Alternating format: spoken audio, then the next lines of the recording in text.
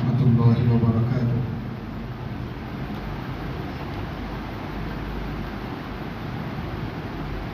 الحمد لله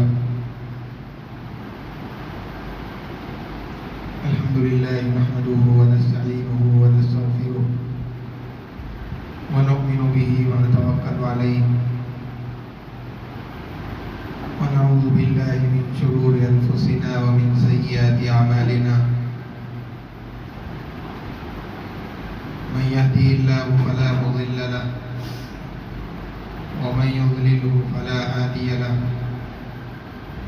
ونشهد أن لا إله إلا الله وحده لا شريك له، ونشهد أن سيدنا ونبينا ومولانا محمدا عبده ورسوله، أما بعد، أعوذ بالله من الشيطان الرجيم، بسم الله الرحمن الرحيم، لقد كان لكم في رسول الله أسوة حسنة، صدق الله العظيم۔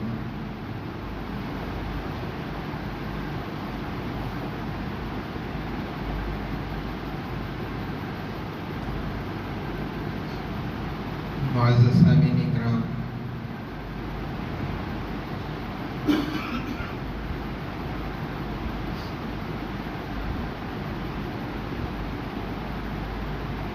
اس معاشرے میں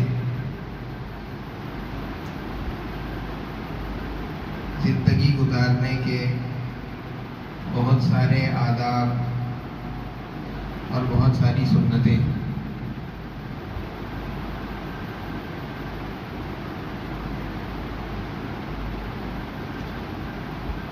نبی رحمت صلی اللہ علیہ وسلم نے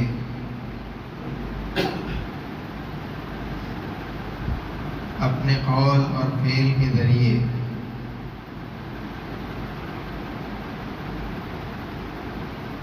امت کو ان سنتوں کی تعلیم فرمائی۔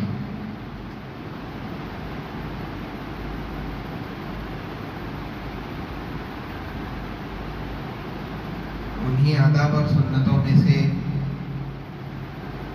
ایک سنت ہے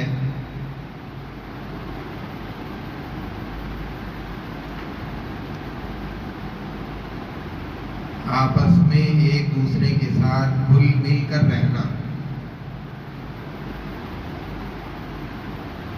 اور خندہ پیشانی سے پیش آنا۔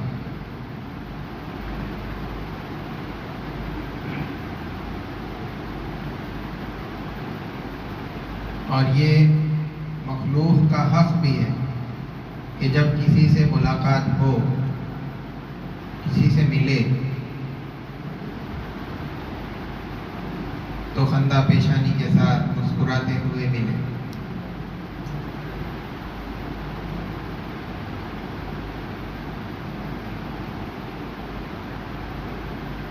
ایسا نہ ہو کہ بتکلف اپنے مزاج کو سختی والا بنا لیا جائے، اور ایسا مزاج بنا لے کہ جس کی وجہ سے لوگ قریب آنے سے کترائیں، وحشت محسوس کریں۔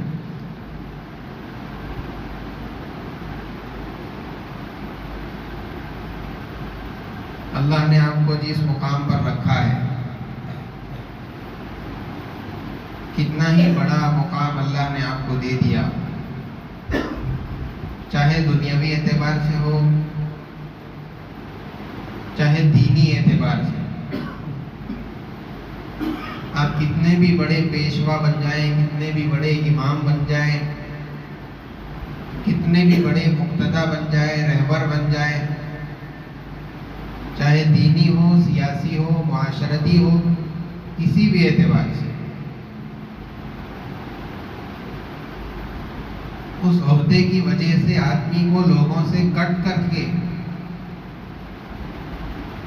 اور ان لوگوں سے علیحدہ ہونے کی ضرورت نہیں ہے، بلکہ ہر ایک کے ساتھ گھل مل کر رہنے کی عادت بنانا چاہیے۔ اور یہی سنت انبیاء علیہ السلام کی بھی رہا کرتی تھی، اور اسی سنت پر کفار کو اعتراض بھی ہوا کرتا تھا۔ قرآن کریم نے ان کے اعتراض کو بیان کیا۔ وہ لوگ کہتے تھے ما لہذا الرسول، اس رسول کو، اس پیغمبر کو کیا ہو گیا؟ یأکل الطعام ویمشی فی الاسواق، کھانا بھی کھاتے ہیں اور بازاروں میں چلتے پھرتے بھی ہیں۔ گویا کہ وہ یہ سمجھتے تھے کہ لوگوں کے ساتھ مل جل کر کے رہنا، بازاروں میں آنا جانا، عام انسانوں کی طرح کام کاج کرنا، یہ پیغمبری کے اور نبوت کے مقام کے خلاف۔ اور وہ اس طرح اس لیے سمجھتے تھے کیونکہ ان لوگوں نے بادشاہوں کو، ان کے سرداروں کو دیکھا کہ جب وہ لوگ بادشاہت کے تخت پر بیٹھتے ہیں، سرداری ان کو حاصل ہوتی ہے تو فوراً لوگوں سے کٹ جاتے ہیں۔ پہلے جس طرح زندگی تھی، بادشاہت کے ملنے کے بعد زندگی کے گزارنے کا طریقہ بدل جاتا ہے، الگ ہو جاتا ہے۔ عام لوگوں کے ساتھ پہلے ملنے جلنے کا جو انداز تھا، بات کرنے کا جو رویہ تھا، بادشاہت کے ملنے کے بعد، سرداری کے ملنے کے بعد وہ رویہ بدل جاتا ہے۔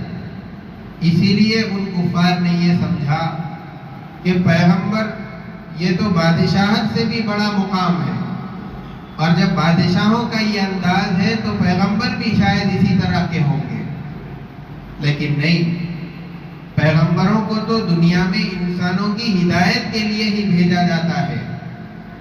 ان کے اس باطل خیال کی قرآن کریم نے تردید کر دی کہ پیغمبروں کا یہ طریقہ نہیں ہے کہ لوگوں سے کٹ کر کے زندگی گزاریں، چھوٹے لوگوں کی طرف نظر بھی نہ پھیریں۔ یہ دنیا والوں کا انداز ہو سکتا ہے، یہ پیغمبروں کا طریقہ نہیں ہے۔ پیغمبروں کو تو انسانوں کی اصلاح کے لیے بھیجا جاتا ہے، اسی لیے جب وہ دنیا میں آئیں گے تو دنیا کا کوئی بھی کام ہو، لوگوں کے بیچ میں رہ کر کے دکھلائیں گے اور بتلائیں گے، اور اس کے جو شرائط ہیں وہ امت کو سکھلائیں گے، ان کے درمیان میں رہ کر کے۔ اسی لیے انبیاء علیہ السلام اپنی قوموں کے اندر جب ہوا کرتے تھے تو وہ لوگوں کے درمیان، اللہ کے رسول صلی اللہ علیہ وسلم کا بھی یہی مزاج۔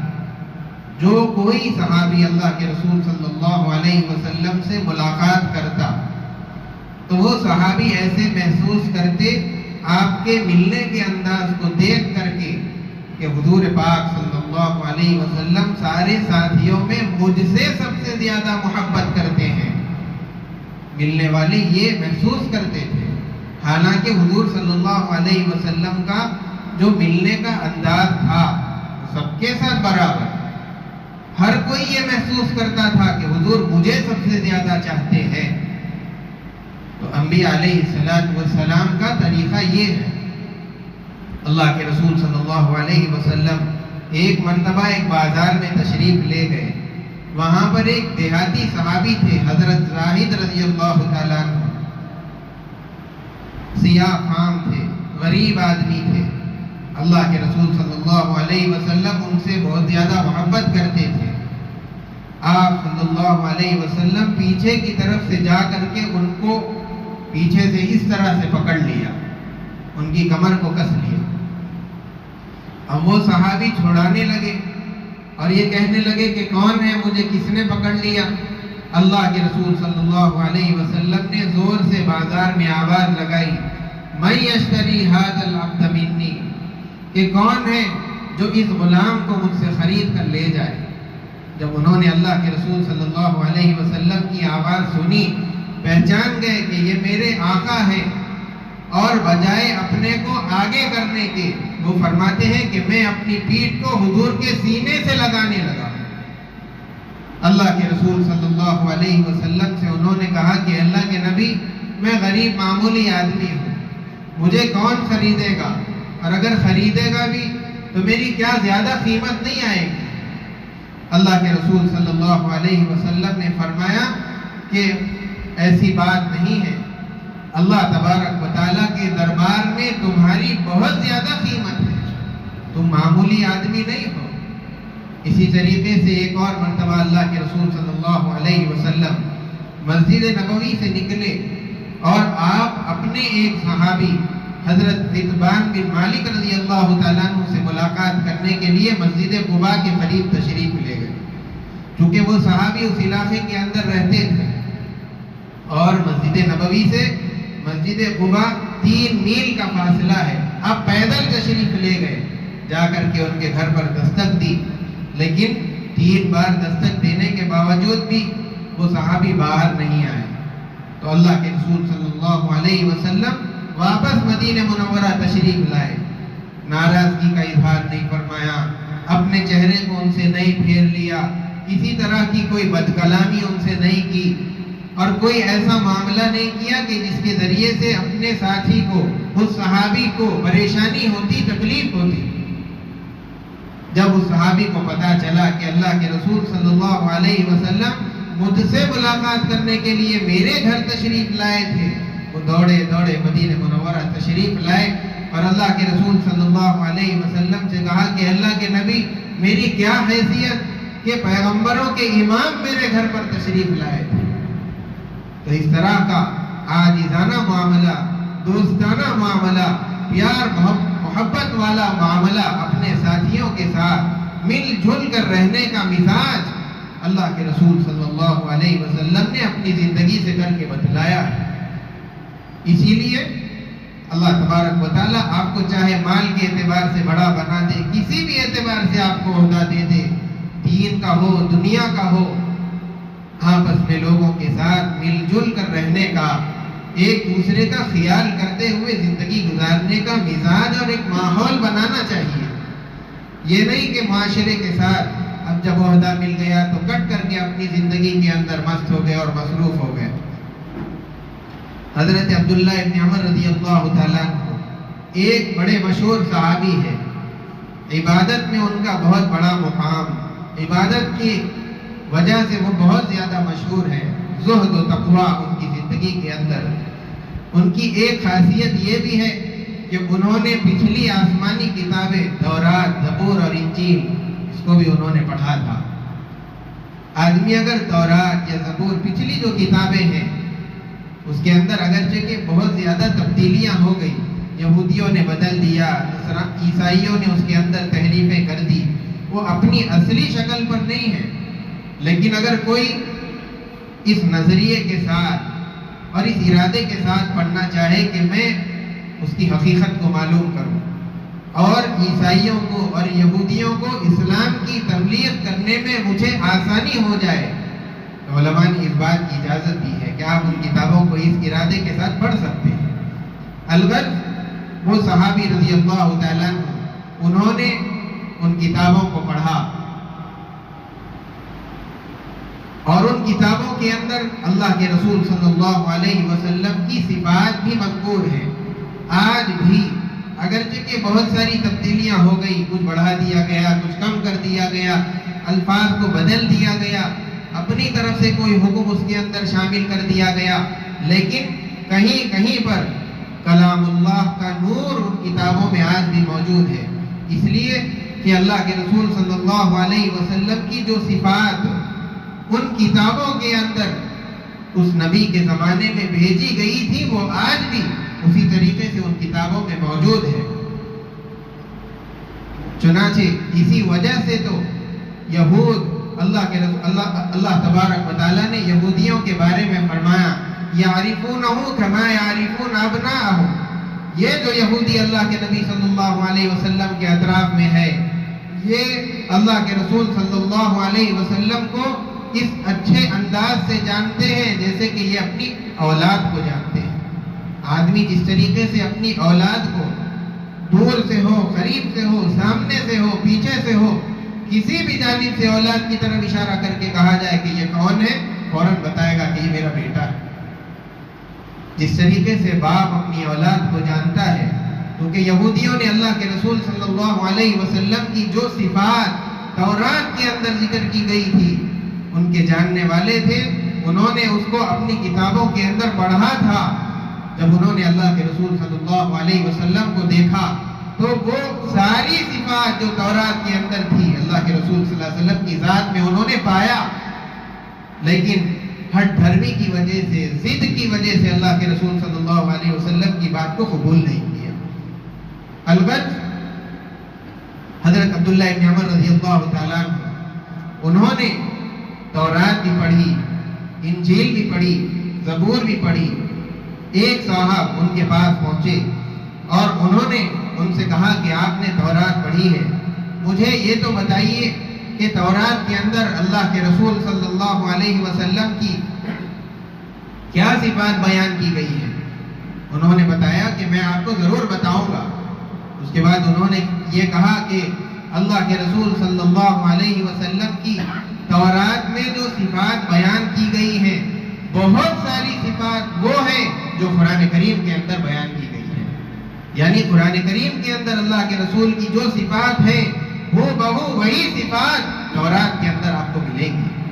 اللہ کے رسول صلی اللہ علیہ وسلم کے آنے سے پہلے ہی یہودیوں کو بتا دیا گیا تھا کہ وہ جو نبی آئیں گے ان کی یہ صفات ہوں گی، ان کا یہ حلیہ ہوگا، اس خاندان سے ہوں گے، اس علاقے سے رہیں گے اور اس قبیلے سے رہیں گے، اور مختلف چیزیں اللہ کے رسول صلی اللہ علیہ وسلم کی یہ عادات رہیں گی۔ یہ ساری چیزیں یہودیوں کو تورات کے اندر بتائی گئی تھی۔ الغرض انہوں نے یہ بیان کرنا شروع کیا۔ سب سے پہلے تو قرآن کریم کی آیت پڑھی، یا ایھا النبی انا ارسلناک شاہدا ومبشرا ونذیرا، اے نبی جی ہم آپ کو گواہ بنا کر کے بھیج رہے ہیں۔ یعنی اس امت تک توحید کا پیغام پہنچا تھا اور توحید کے پیغام کو ان لوگوں نے قبول کیا اور ان لوگوں نے انکار کر دیا۔ اس پر اللہ کے نبی گواہ رہیں گے، قبول کرنے والوں کے حق میں گواہی دیں گے، اور جو قبول نہیں کرا، انکار کر دیا، ان کے خلاف میں اللہ کے رسول صلی اللہ علیہ وسلم گواہی دیں گے۔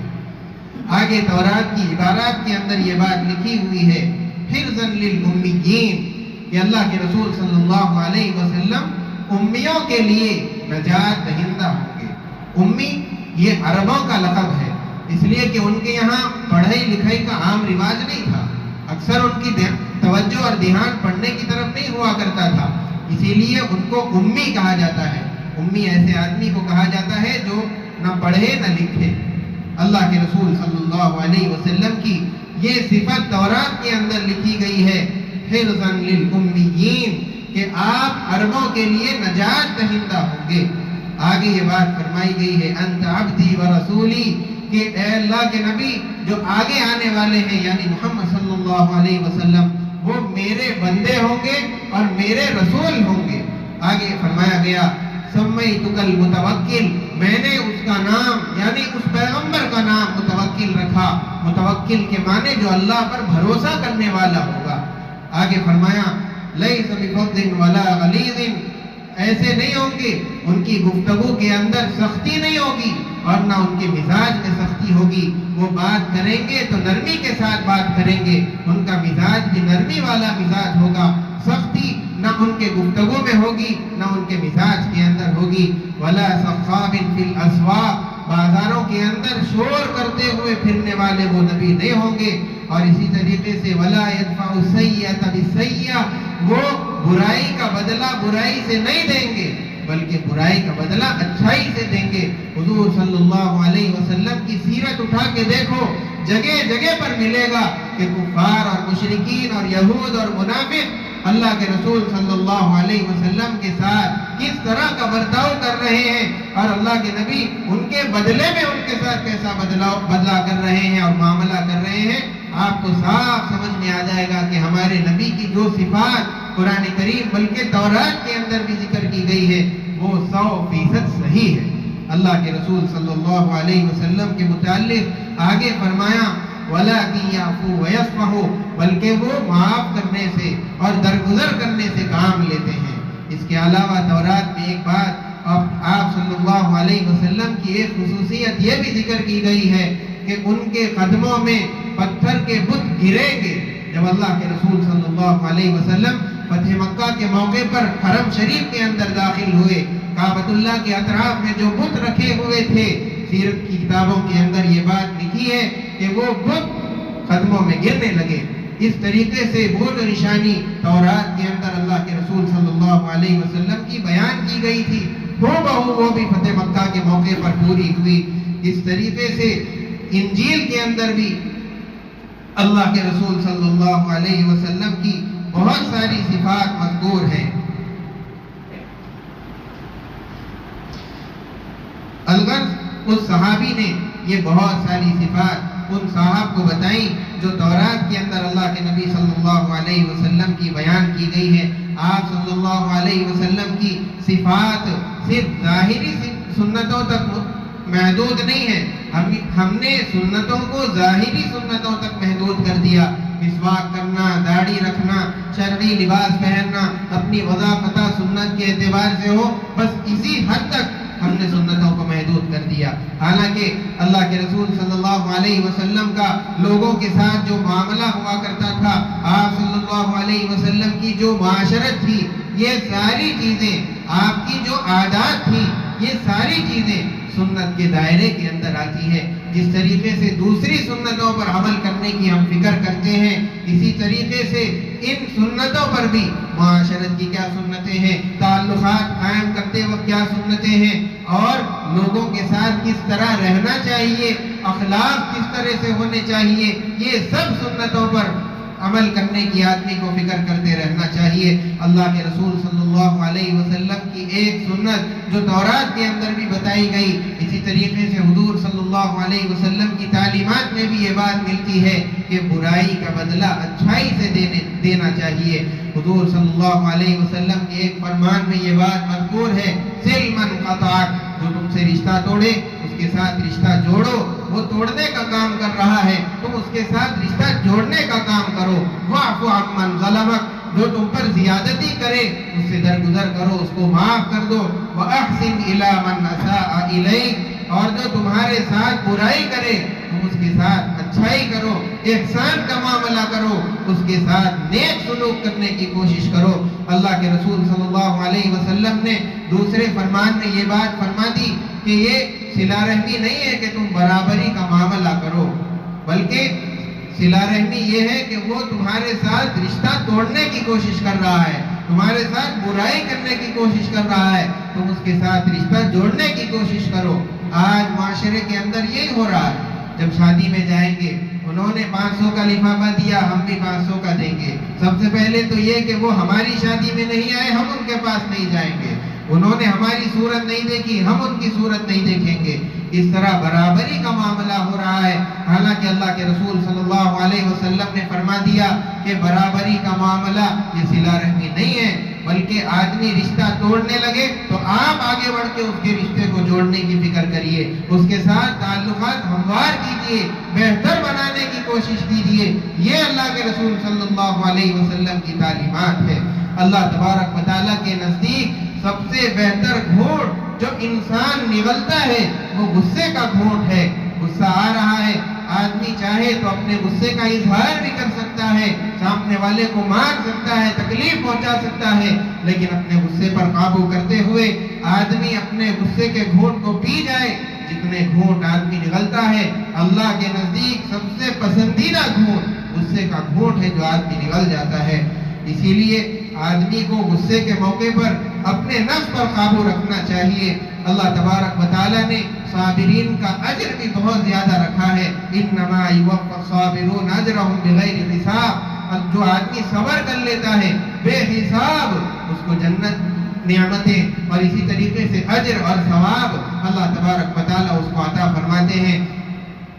اللہ کے نبی صلی اللہ علیہ وسلم نے فرمایا کہ جو آدمی مسلمانوں کو معاف کرنے کی عادت بنا لیتا ہے اللہ تبارک و تعالیٰ اس سے کہتے ہیں کہ میں اس بندے کو معاف کرنے کا زیادہ حقدار، یہ کہہ کر کے اللہ تعالیٰ اس کے سارے گناہوں کو معاف فرماتے ہیں۔ اسی طریقے سے ایک واقعہ ہے، مختصر یہ اس کی حدیث سنانی تھی، حضرت معاویہ رضی اللہ تعالیٰ عنہ کے دور کا، اس میں حضرت ابو درداء رضی اللہ تعالیٰ عنہ نے ایک روایت بیان کی، وہ یہ کہ جب آدمی کسی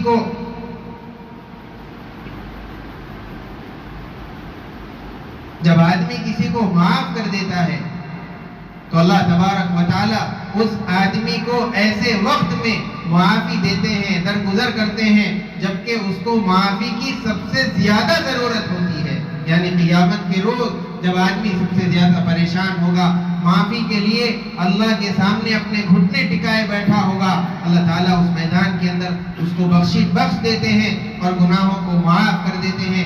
اسی لیے ایک دوسرے کے ساتھ مل کر رہنے کی عادت بنانی چاہیے، دوسروں کی کمیوں کو، کوتاہیوں کو معاف کرنا چاہیے. اگر وہ ہمارے ساتھ برا سلوک کر رہا ہے تو آگے بڑھ کے اس کے ساتھ اچھا معاملہ کرنے کی کوشش کرنی چاہیے. بس اللہ تعالیٰ ہم سب کو دین کی صحیح تعلیمات پر عمل کرنے کی توفیق عطا فرمائے. اللہ کے رسول صلی اللہ علیہ وسلم کی جتنی سنتیں ہیں ساری سنتوں پر عمل کرنے کی توفیق عطا فرمائے. وصلی اللہ وسلم علی سیدنا محمد وعلی آلہ وصحبہ اجمعین وآخر دعوانا الحمدللہ رب العالمین. جو حضرات سنت نہیں پڑھے سنت پڑھ لیجیے.